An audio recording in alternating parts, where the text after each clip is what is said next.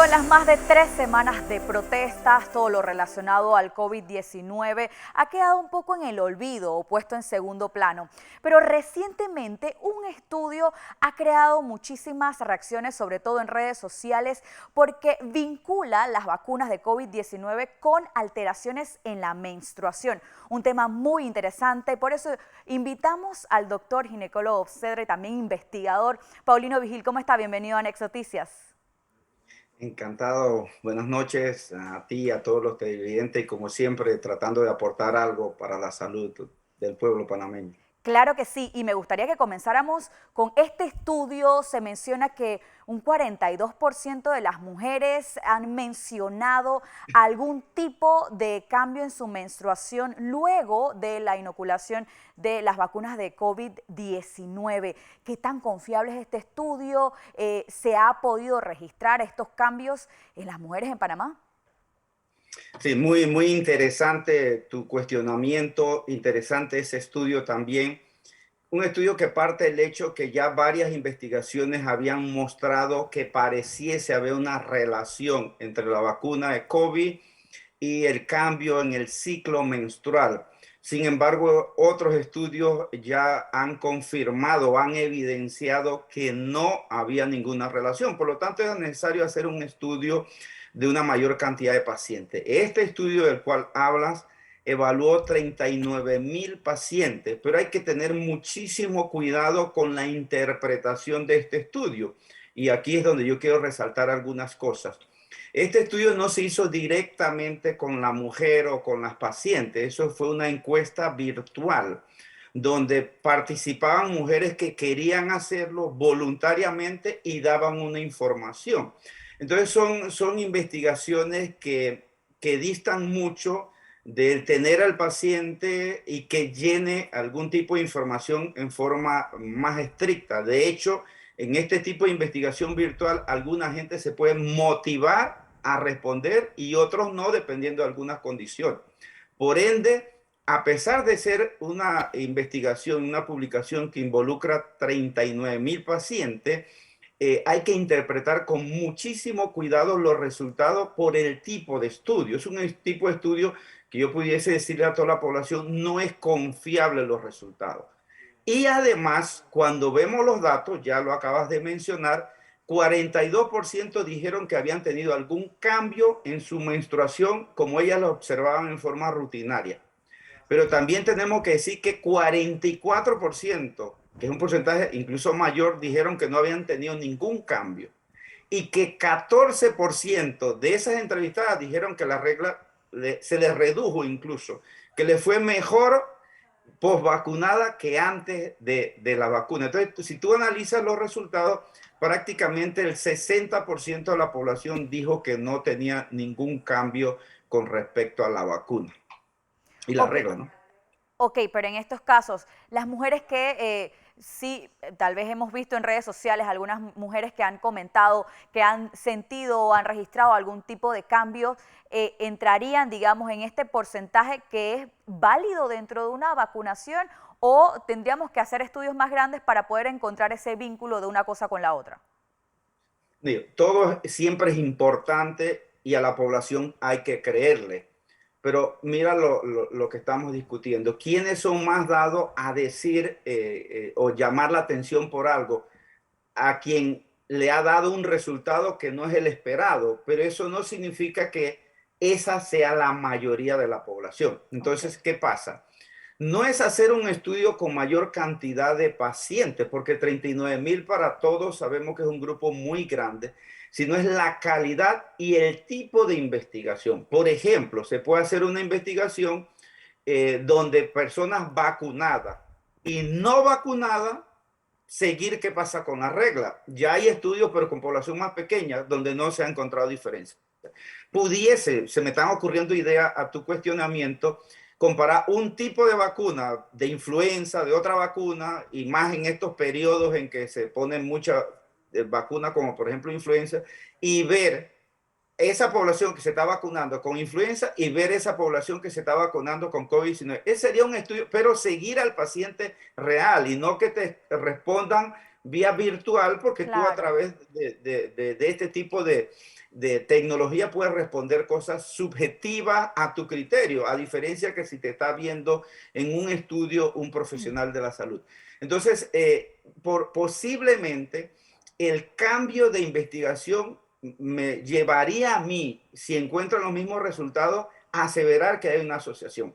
Pero independientemente de esto, vamos a decir que ese 42% que encontró un trastorno en su menstruación versus el 58% que no encontró nada, es significativo, es importante. Ok, ¿qué pasó con esa paciente? ¿Cuál fue el cambio real que ellas manifestaron en esa encuesta virtual? Que les duró más días el periodo menstrual y que perdían más sangre por día. Es decir, usaban más toallas sanitarias por día y se les prolongó en términos generales 1 a 2 días más. No fue nada significativo con respecto a la salud del paciente. Y si eso ocurriese, que sabemos que puede estar ligado a muchas cosas, realmente no es significativo. Lo otro que se Se observó, evaluaba algún tema de cambios hormonales? claro, se evaluó muchísimas cosas, uso anticonceptivo, que tuviese la regla, la edad del paciente, pero mira, madre, otra cosa importantísima es que sí es cierto que las que más manifestaron estos cambios son los pacientes que habían tenido fiebre o mialgia, que son dolores musculares. Entonces, si había algún síntoma ligado a la vacuna, también esas fueron las que principalmente mostraron alguna prolongación y cantidad de sangre en la regla. Pero insisto, sin ser absolutamente nada significante en ellas. Pero bueno, que algunas pacientes deben tomarla en cuenta. Recuerda que el solo estrés, y más en esta pandemia que se ha generado por muy mala información con las vacunas, a cualquiera lo estresaba poniéndose una vacuna, y también a las mujeres. Pero independientemente de esto, el COVID-19 sí produce, si te infectas, mucho más trastorno en la menstruación que la vacuna. Y por supuesto, no solo trastorno en la menstruación, sino que mucha posibilidad de complicación, que hoy día, porque ya hay mucha gente que se ha infectado, vacunado, van a tener menos posibilidad de gravedad, no importa. Todavía sabemos que hay secuelas de COVID posterior que afectan, y yo diría el término, considerablemente a la población. Por ende, aún vacunándote y que te altere ligeramente la regla o el ciclo menstrual, que eso todavía no se ha confirmado con certeza, te iría peor si te infectas con SARS-CoV-2, que es el que produce el COVID-19. Doctor, y le pregunto ahora por su práctica, ¿qué tipo de pacientes ha recibido usted que estén en embarazo, que de repente muestren algún tipo de síntomas o consecuencias post-COVID? ¿Qué es lo más común que ha estado viendo durante estos últimos meses de práctica? Sí, interesantísimo porque se ve muchos trastornos en pacientes que ya han sido infectados con COVID-19 y en términos generales de lo que más se está percibiendo es ese cansancio, fatiga o cierta dificultad a respirar que se mantiene incluso meses después. Eso es de lo que más observamos, pero hay otras cosas que estamos observando. Y hace ¿Alguno un que estén par de afectando horas, a los bebés, a los fetos? no, a los fetos no. De hecho, a los Ok. fetos la condición ha sido muy diferente porque se ha observado que si la madre está vacunada o le ha dado COVID-19, ella también le transmite estos anticuerpos o defensa a los bebés los primeros 6 meses y en los bebés se ha observado que les va muy bien. Pero no hablo de resultados en los bebés, sino hablo de resultados de lo que estamos viendo en la práctica Claro. clínica, lo que estamos viendo en la mujer, lo que estamos viendo en la embarazada, lo que estamos viendo en la población general. Entonces sí están quedando muchos síntomas en esa población que le está dando COVID. No solo es que si me da y no entro a un hospital, no es grave, sino que aunque sea leve, pueden haber secuelas considerables en toda la población. Tenemos que seguirnos protegiendo y eso hay cosas que sabemos, pero posiblemente van a estar apareciendo cosas que no sabemos. Te decía que hoy un reporte, un estudio muy interesante, recientemente publicado, hace un par de horas puse unos comentarios en el tweet, y aparecen hallazgos como por ejemplo alteración en el deseo sexual, en la vida sexual de hombres y mujeres alterados post-COVID, ¿sí? Problema con la eyaculación o la vida sexual de esta población que se infectó y no fue a un hospital.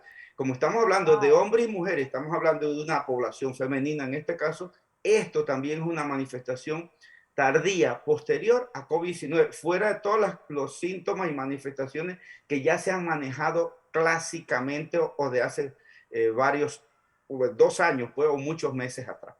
Ok, este estudio entonces menciona de alteraciones en el deseo sexual e inclusive en la eyaculación de los hombres.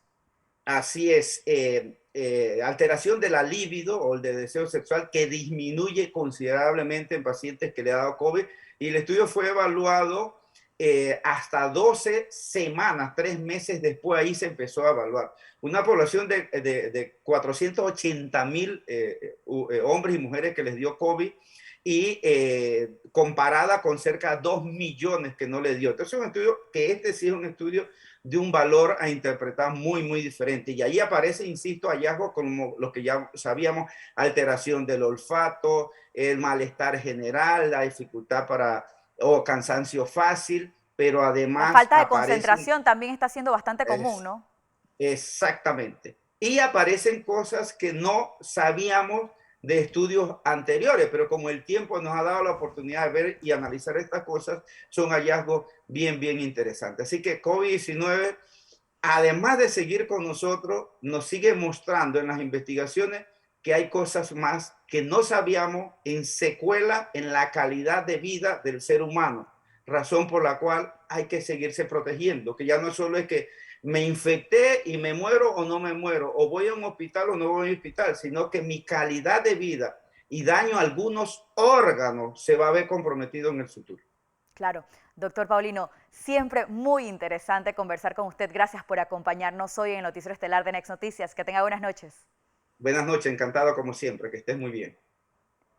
El investigador Paulino Vigil, pues dándonos sus impresiones no solamente de este estudio que hacía un vínculo entre los cambios en la menstruación y las vacunas de COVID-19, sino también de otros síntomas que se han encontrado que quedan luego de que alguien se haya infectado con el COVID.